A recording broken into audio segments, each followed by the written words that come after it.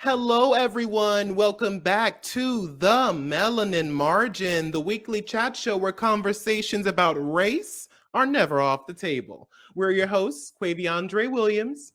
And Daquon Wilson. So let's get into this week's conversation. What's hot on the table this week? Lizzo and Beyonce were trending together recently, but it may not be for only the reasons you'd expect. While the two most definitely have the songs and albums of the summer, many Twitter users were discussing the racism and double standards when it comes to disability advocacy and holding musicians accountable when using ableist lyrics in their songs. As disability lifestyle expert Ola Ujwumi tweeted, quote, currently hashtag paralyzed is trending as fans of Big Time Rush are asking them to release this song. I'm not seeing the same white disabled influencers calling them out for ableist language as they did with Lizzo and Beyonce. As a black woman wheelchair user, I ain't surprised. I will always stand by this argument that calling out ableist language is not inherently wrong. However, if that's the only thing you're doing and it's only being directed towards famous black women, find a hobby, acknowledge your racism, and do more than armchair activism. End quote. Here, Ojumi is referring to how both Beyonce and Lizzo changed lyrics to their songs Heated and Girls, respectively, that were called out for using an ableist slur. Other Twitter users chimed into the conversation, such as one who tweeted, quote, as someone actually paralyzed from an SCI, my disability is not a marketing trend. For Big Time Rush to use it as a hashtag to sell a song is ableist trash. Y'all came for Lizzo and Beyonce, but these men get a pass for ableism? Huh, wonder why. End quote. So, Andre, that begs the question. Do you think that there's a double standard when it comes to how people respond to ableism? Absolutely. We've run into this before with the Whoopi Goldberg suspension from The View and the Will Smith Oscar slap debacle. Society holds a bigger magnifying glass on people of color and Black people already. So when we make mistakes, it's almost like a ha ha ha gotcha moment for them. I mean, it's as if they're saying, see, we told you they don't know how to act, and that's why we're better. And the consequences that they dole out when we make mistakes are much worse in comparison. And this situation with Lizzo and Beyonce's accountability versus the accountability of Big Time Rush is no different. Lizzo and Beyonce are both successful Black women, constantly breaking records and raising the bar. But as I've already said, there are white people who see their successes and believe that they don't deserve it. Now, I want to be clear. We absolutely should take point from communities that we are not a part of to understand what is or isn't derogatory or a slur. However, we also have to understand that persons with disabilities can benefit from white privilege and further perpetuate white supremacy because they can be both white and disabled. That means that they still hold power over people of color and Black people who are also a part of the disability community who live at the intersection of racism and ableism. Now, with that being said, when the conversations about Lizzo and Beyonce's use of the derogatory word were used and discussed, it wasn't so much about getting them to correct it as it was about tearing them down. I mean, despite that, both Beyonce and Lizzo made quick work to remove the word. And after they discovered that it was not one that they were allowed to use, and Lizzo even issued a public apology shortly after. However, not only were Big Time Rush met with silence from the disability community, but fans were clamoring for the music to be released. Now, I'm not here to say what is or isn't ableist because I'm not a part of the disability community. But what I will say is that when we have conversations about getting rid of the casual use of ableist language, we have to hold everyone accountable and not pick and choose who gets a pass. But Daquan, I want to pass it back to you. I mean, do you think there's a double standard going on here? Absolutely. There is a double standard going on because, like you said, this is a conversation that a lot of times lacks intersectionality. So many times there's a lot of people who would see an issue as either one thing or another. Either this is about ableism or it's about racism. Because as a white disabled person, your biggest, influence is ableism. That's the thing you see the most. But if you are a black disabled people like Ojawumi, you understand the nuances that come from ableism from all different types of communities and racism from all different types of communities. So, in a situation like this, the silence is very loud. How people aren't really talking about Big Time Rush, even after people who are actually paralyzed are creating a conversation around it. Because, like you said before, there are people, not everyone, but there are definitely people who look for any and every opportunity to tear down a black person, especially black women. So in this conversation we have when it came to Lizzo and Beyonce, I'm not defending them for using the lyric. They absolutely should not have, and they should have, like they did, taken it out of the lyrics. But in a conversation like this, you saw so much really attacking of the character of these people instead of creating a conversation about why this is not okay. And frankly, it's not necessarily disabled people's place to have to educate everybody, but when you're creating attacks rather than creating a conversation, then it's like, what is the heart of this critique? Are we having a conversation on holding people accountable and making sure that casual ableism is not a part of our society like it is? Or do you just have a problem with certain people having the spotlight? Again, this is not the mindset of everybody, but there are people with this mindset. So, this is a conversation that really requires intersectionality, being able to look at this lens not from just an ableist perspective, but also ableism, racism, gender, sexuality, all of these different lenses that a situation like this can have, and really being able to keep your activism consistent. If you are calling somebody out, call everybody out. It doesn't matter whether their platform is, 30,000 people or 300,000 people or 3 million people. You need to make sure that regardless of who you're holding accountable, if they have a platform and they are not using it and they are perpetuating casual ableism, hold them accountable. Hold them all accountable. Yeah, I agree. I also think that if we're going to make any strides to making a more respectful society, then we all need to be on the same page, because if we're not, we're just creating more division among marginalized communities. I mean, it changes the narrative, like you said, from an issue of ableism and racism to an issue of ableism or racism. And people on either side may use this lack of a response to Big Time Rush as a way to ignore the real issues here. Like, for example, Black people who are not a part of the disability community may look at this as a race issue alone and continue to disrespect those in the disability community, because they think that the only time that they will say anything or hold anyone accountable is if they're Black. And white people in the disability community may use this possible response from the Black community as a way to further perpetuate racism. And like you said before, understanding intersectionality is paramount in creating a better society, because in doing so, we understand that all marginalized communities are interconnected. People are more than just one thing. I mean, Daquon and I both experience oppressions of being Black, gay, non binary, and effeminate at the same time.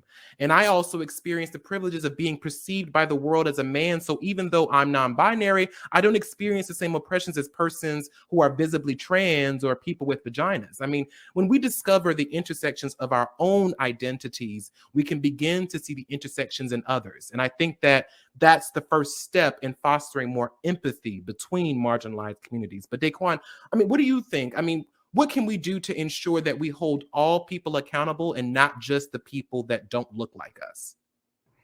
I think it really starts by listening to people when they call things out. It's not just when, the majority of people are calling it out, but especially when those who are at the furthest of marginalizations, those who are double, triple, quadruple marginalized because of all of these different identities that they hold. When they are calling something out, we need to listen because at the end of the day, it affects them more than it affects anybody else. Because, like we said before, they would have to deal with ableism, racism, sexism, homophobia, transphobia, all of these different isms and phobias because of how their identities intersect. So it comes down to really listening to all people, especially the most marginalized of our communities. Absolutely. In an article from HuffPost by Ben Blanchett, we learned that Tom Holland recently announced that he will be taking a hiatus from social media.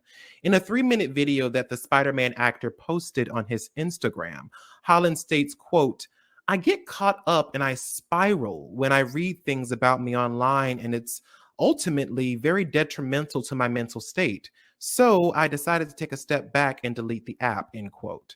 This is not the first time the actor has announced a temporary departure from social media apps like Instagram, nor is Holland the only celebrity who has recently announced that they're taking breaks from social media for the benefit of their mental health.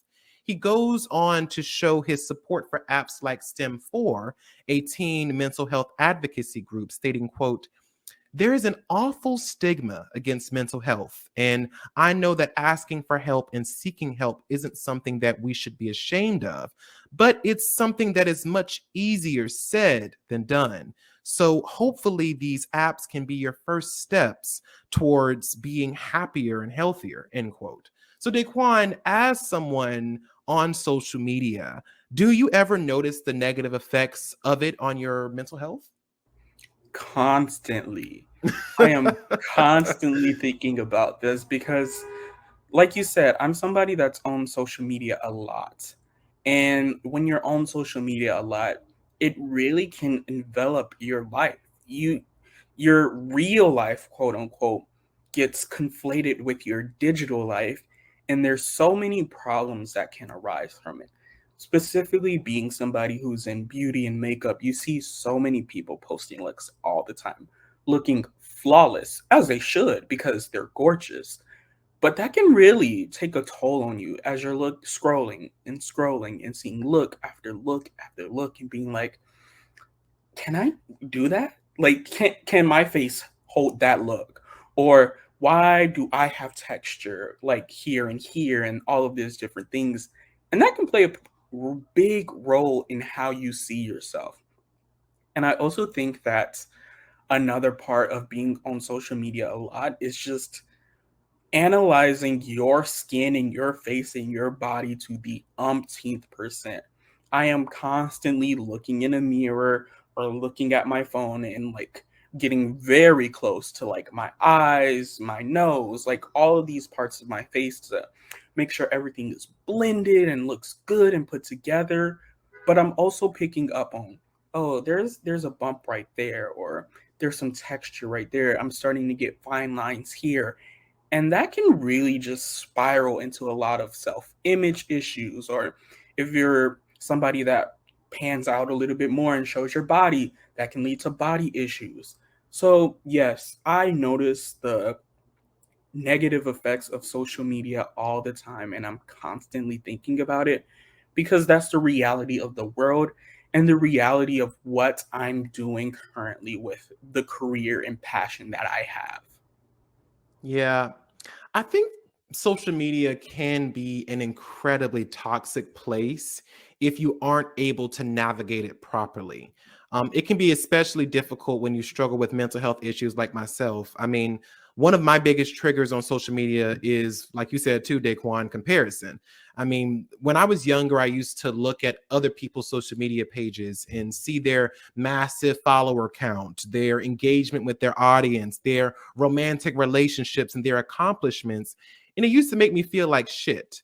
I mean, I used to wonder what I'm not doing to get where they are. And it used to send me down a depression spiral of insecurity. I mean, I'd wonder why God or the universe hadn't let me run into that career opportunity, why I didn't have that kind of support from my career, and why I didn't have a romantic partner in my life. And it was a long time before I was able to get out of that comparison stage of my life. But what really helped me out of it was breaking down the illusion of what social media is. Now, in theory, social media is a place where you can showcase your life and the things that you've been through. But in actuality, social media is the highlight reel of people's lives.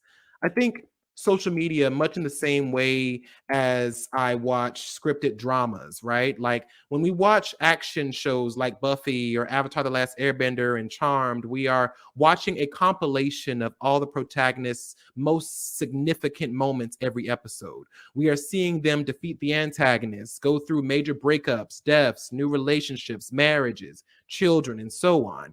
We're seeing the big events, but we don't see the lulls in their life. You know, we don't see episodes where Buffy is just sitting in her room for hours doing homework or studying for the finals. We don't see Avatar Aang and the rest of the gang just lounging about with nothing to do. And we don't see the charmed ones filing their taxes or doing spring cleaning or some shit. And why? Because we're not watching TV for the lulls in life. We're watching TV for the stakes, for the entertainment, for the highlights. No one posts about the 2 hours it took Mary Sue and David to struggle to get their kids dressed and get them to stay still long enough to take a picture. No one posts the hours of character work and study, the weeks of auditioning, and the months of waiting for a callback that Jack had to go through before landing that role in that TV series. And Mary Sue didn't post David is a serial cheater and has put her through so much heartache. No, she posted a picture of the two of them smiling to celebrate their 10-year marriage anniversary. So when I look at social media, that's how I take it in, as the highlights of someone's life and not as a representation of their entire lives. And that's how I kind of learned how to manage the negative effects. But I think this brings up an interesting question, Daquon. Like, what do you do to balance both your mental health and your social media presence? I think one of the biggest things, like you said, is creating some type of separation, finding some type of balance between, all right, these are the times that I'm going to spend on social media. And it actually makes you more organized and use social media more effectively when you know that, all right, from this time to this time, that's when I'm going to scroll to, look up trends and find things that I want to post. From this time to this time, I'm going to spend that time recording. And I'm going to have specific days or maybe even a week, 2 weeks, however long of I'm not going on social media at all. I don't want to record. I don't want to look at things. I'm just going to take some time for myself. And I think that those breaks that you take, you learn so much about yourself and how social media is affecting you by how you respond to not having it. I remember so many times when I was like, okay, I got to post every single day. I got to post 3, 4 times a day. I got to do this, and that at this time, and this time. And then I started getting more lenient and being like, okay, I still want to post 3 to 4 times a day. If it's only three, that's fine. If it's only two, that's fine. That's still a big accomplishment of posting something.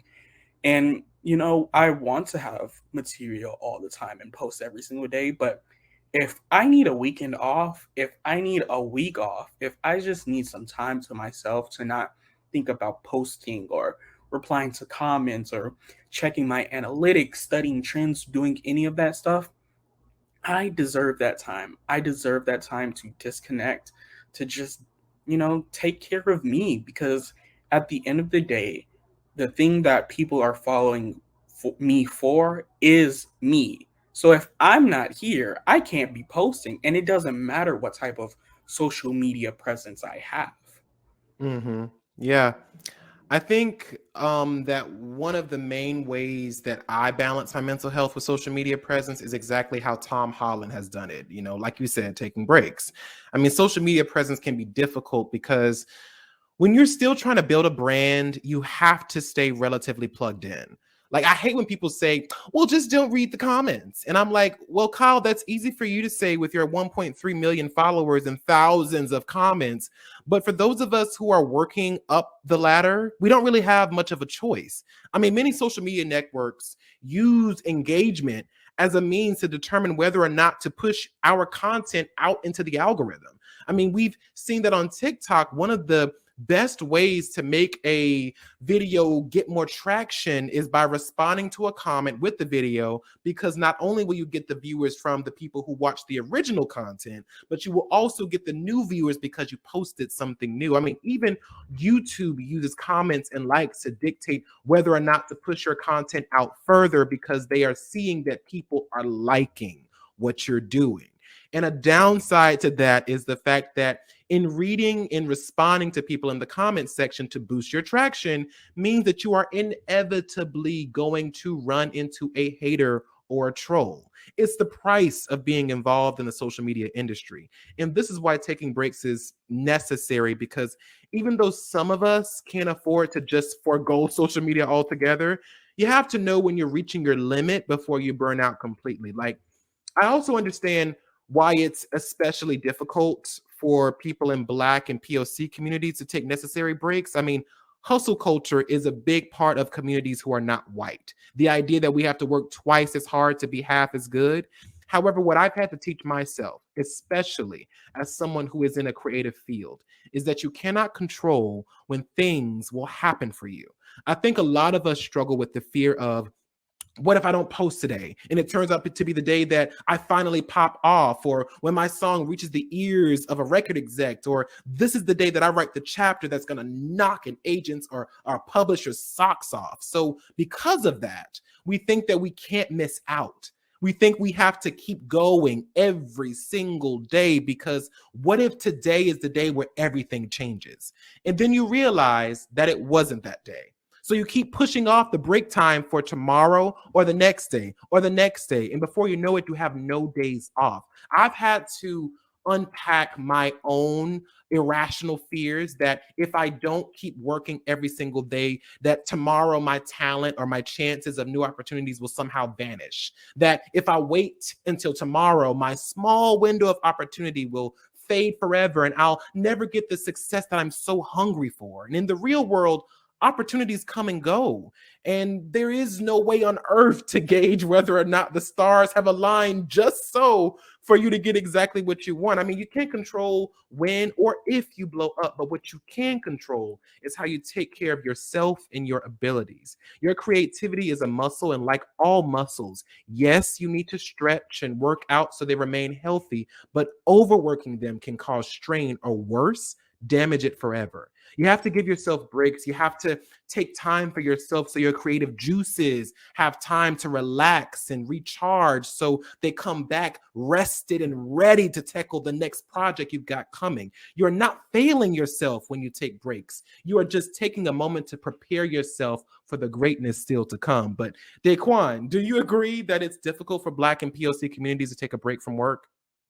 Absolutely. I think that it's even harder for us because, like you said, a lot of times we have to engage with that cancel culture. We have to work two times as hard to get half as much. I mean, we see all the time that there are creators who can blow up for nothing, literally just standing around and doing nothing or doing a little quick dance or anything like that. But the POC creators who create those dances or create the sounds that become viral or all of these different things, they don't get the same recognition that the creators get. Airbnb came under hot water recently as a TikTok video went viral showing a former slave cottage being listed on its site. The video by Winton Yaton, a black attorney, shows Yaton's disbelief that such a listing is even allowed, stating, quote, "This is an 1830s slave cabin that is up on Airbnb as a bed and breakfast. How do I know that this is a slave quarters other than just using my eyes and looking at it? Well, they say it in the listing. How is this okay in anyone's mind to rent this out? A place where human beings were kept as slaves." End quote. He goes on to call out the mostly white reviewers for their tone deaf comments, calling the former slave cabin memorable, historic but elegant, and, quote, a delightful place to step into history, southern hospitality, and stay a night or two, end quote. Airbnb removed the listing and in a statement wrote, quote, properties that formerly housed the enslaved have no place on Airbnb. We apologize for any trauma or grief created by the presence of this listing and others like that, and that we did not act sooner to address this issue, end quote. Yaten concluded the video stating, quote, the history of slavery in the country is constantly denied, and now it is being mocked by being turned into a luxurious vacation spot, end quotes. So, Andre, I want to ask you, is it ever okay for the commercialization of sites such as former slave cabin and plantation houses? Um, Before I answer the question, I would like to first commend Airbnb's response to this. Even though it was a listing placed by one of their users, they still took accountability and apologized for the hurt that the listing caused. They didn't beat around the bush. They didn't try to push the blame somewhere else. And they didn't say, we apologize if some people were hurt. They directly stated that people were hurt and that this behavior was not something that they stood for and will not be allowed on their platform, and apologize for not acting sooner. This is how you apologize when shit like this happens. This is an example of apology plus action. Now, back to the question. I think that the answer to this question is clear, and it's an answer that we've given time and again over and over throughout the years, yet people still can't seem to understand why the fuck this is a problem. This was not okay in the past. It is not okay in the present, and it is should never be okay in the future. I mean, places of trauma and abuse can never be cozy and elegant or beautiful. The atrocities of slavery still have ripples in time that affect us today and should never be forgotten. There is a reason why Auschwitz hadn't been renovated or turned into a hotel, but instead preserved by the Polish government as a museum, because it serves as a remembrance of the 1.1 million people who died there, including 960,000 Jewish people. It's because they don't want to erase the horrors that took place during the Holocaust. They want us to see it, to remember it, so that we don't allow such horror to occur again. Yet white America does not want to follow the footsteps of the Polish government. White America would rather try to erase the horrors of slavery because it makes them look bad. They don't want us to talk about racism because to do so would mean to unpack how they still benefit from it societally, socially, politically, financially, and culturally. They want to renovate the slave cabins and make them hospitable because to do so would soften the truth of the terrible living conditions slaves had to endure. They don't want their kids to learn about it because to do so would mean to teach them that it's very possible that people in their family line owned, brutalized, and tortured slaves. It's their way of changing the connotation of slavery, but you can't erase the pain.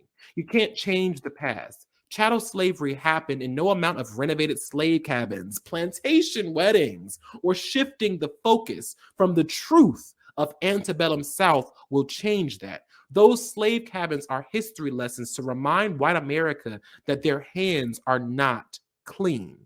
But Daquon, what about you? I mean, do you think this kind of thing is ever okay? It is never okay. And honestly, I say if I know somebody that has a plantation wedding, that's a red flag. That's a don't invite me to that because not not gonna come. Or like there was also a story of how this corporate entity had a retreat at a plantation, and they were like dress in period attire, and their one black employee really showed them why that is a bad idea. So I don't think that it's ever okay to commercialize these places where atrocity happens because an atrocity happened there. The only time we need to really talk about these places is in the context of what happened there. We don't need to call it this historic, elegant place. No, this is a place where people were enslaved. This was a place where people were beaten, whipped, worked to the bone, and died. It's not some cozy Airbnb place where you just go for a luxury vacation. There is blood on the leaves. There is blood in these cabins and on the steps of the plantation house.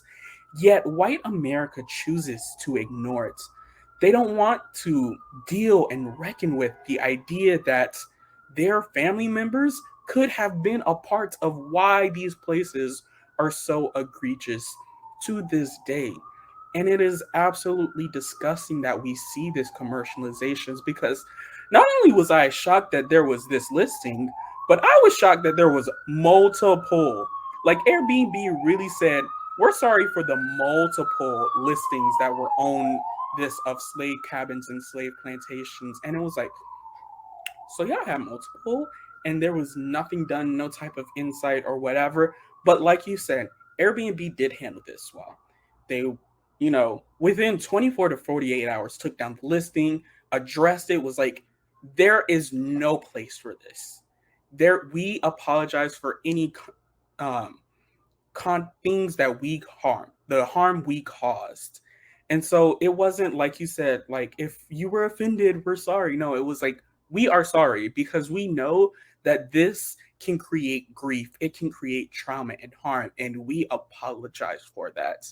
So I think that moving forward, we really need to stop commercializing and romanticizing places of slavery and the antebellum South because they're not places to be romanticized. It's not all moonlight and magnolias, gone with the wind shit. This is a real place where egregious atrocities happened, and we need to reckon with that. Yeah. I also think that the reason why so many people want to stay at sites like this or have events at places like this is because there's this undercurrent that slavery happened so long ago and that we've quote unquote come so far. I mean, it creates a disconnect from the reality of our history. Also, I think that these places do not have the same emotional weight for people whose ancestors have not experienced such atrocities. Now, I don't speak for all Black people, but for me, whenever I've entered plantation lands or sites where slaves were present, my entire body stands on the edge of anxiety and fear. I mean, even though I have never experienced the pain of my ancestors, I still feel the echoes of that trauma in my heart. I remember stepping into a plantation home that had been renovated and turned into a library, but on the side of the house, there was a slave quarters. Now, even before I saw that, the moment I pulled in, I just felt this fearful apprehension. This feeling only got worse when I stepped into the house itself because all I could think was that I wasn't supposed to be here or that this was not a place for me to feel safe or comfortable. When I told my Black coworkers about this, many agreed and said that they felt the same and tried their best to avoid going there. Conversely, my white coworkers said that the library was so lovely and that they thoroughly enjoyed being there. Now, again, this isn't to say that my white coworkers didn't understand the gravity of places like that. But like I said, the history just has a different meaning for them. I mean, why would they feel out of place in a space that was made to make them feel safe and comfortable? For people whose ancestors have never had to feel the effect of a space's history, makes the pain of that space a mystery that they have the luxury of never having to solve. But Daquan, I mean, why do you think so many people want to stay or have events at sites like this? It's because they don't have to reckon with the trauma and grief that happened there. Like you, I had a pretty similar experience at a former slave cottage.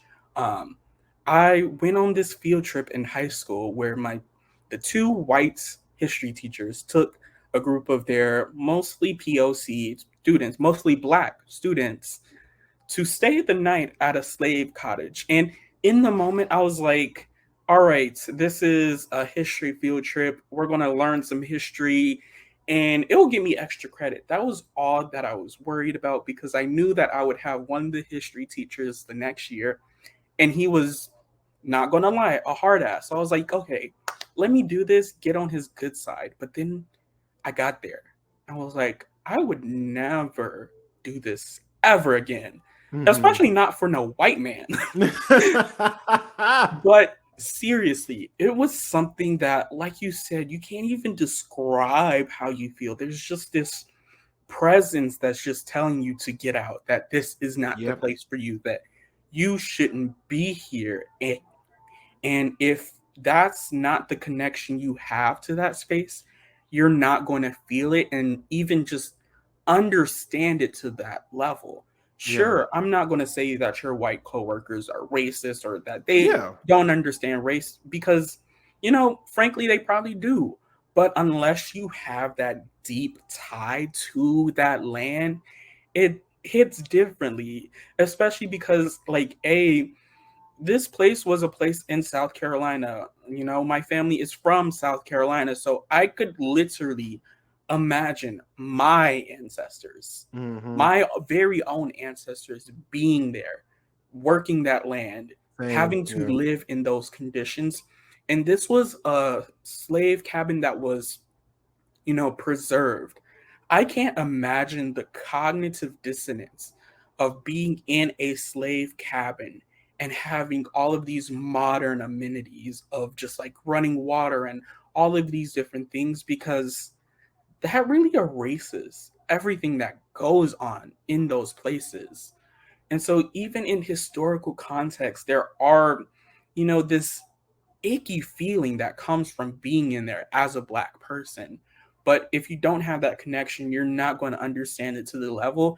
And frankly, like I said, people love to romanticize the antebellum South.